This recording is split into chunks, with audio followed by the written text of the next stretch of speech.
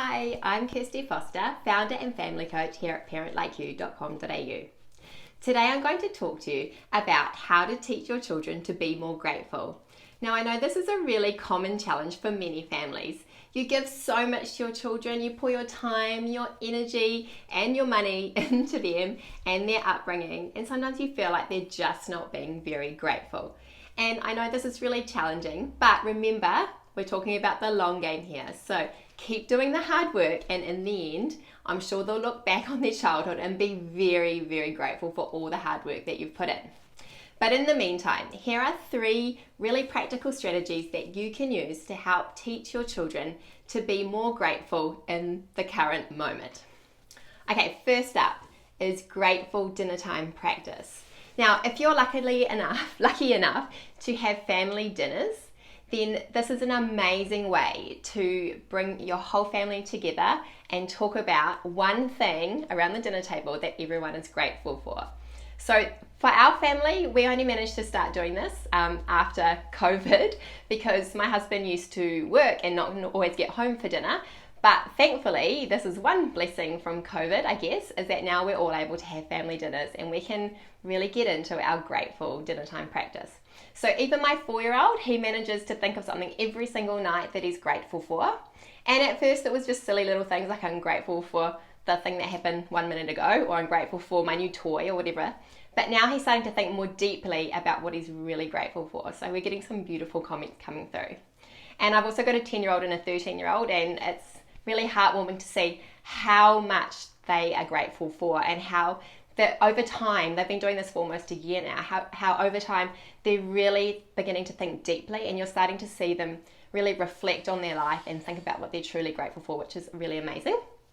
Okay, so grateful dinner time practice. It's not going to always go the smoothest, but give it a go. I'm sure you'll love the results. The second thing that I would like to suggest, so strategy number 2, is something that's called 2 stars and a wish. And your children are probably very familiar with this because a lot of teachers use this at school, particularly when it comes to their writing. So when they give feedback about their writing, they'll say to them 2 stars and a wish, 2 things that I loved about your writing and 1 wish that I think you could work on.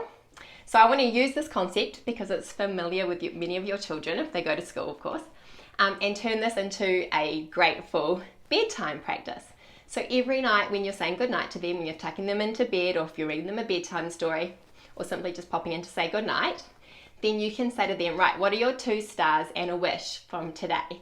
So they might be able to think of 2 things that were really happy, or they were really happy about today, or 2 things that went really well, or 2 things they were grateful for. And sometimes it's really hard for them to think of these at first, but if they get into the habit of doing it every single night, they will start to think of things. And so it just helps them reflect on their day, because often they sort of focus on all the bad things that happen, or the things that didn't go so well, or what they didn't achieve that they wanted to. But by really asking them to focus on 2 stars for that day, it helps them sort of hone in on those positive things, and it'll start to positively change their mindset in the long run.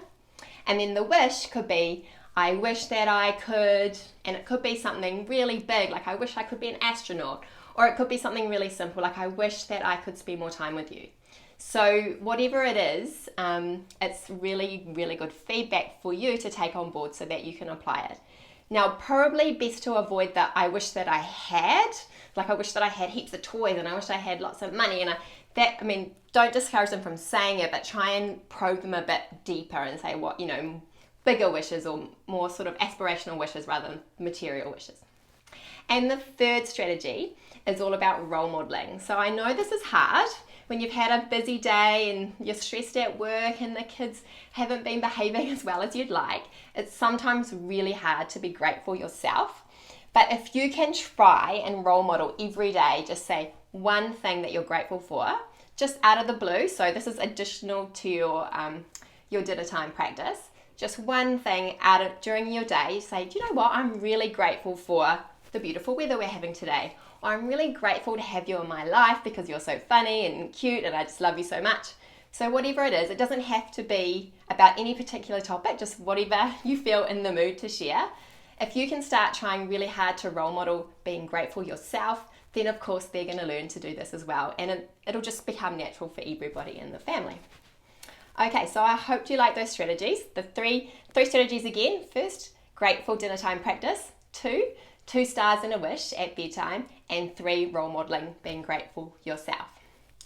If you would like more amazing tips and practical strategies on how to overcome your parenting challenges, then please visit parentlikeyou.com.au. There's some amazing digital courses, inspiring articles, and all these videos are there as well. Hope to see you soon. Bye.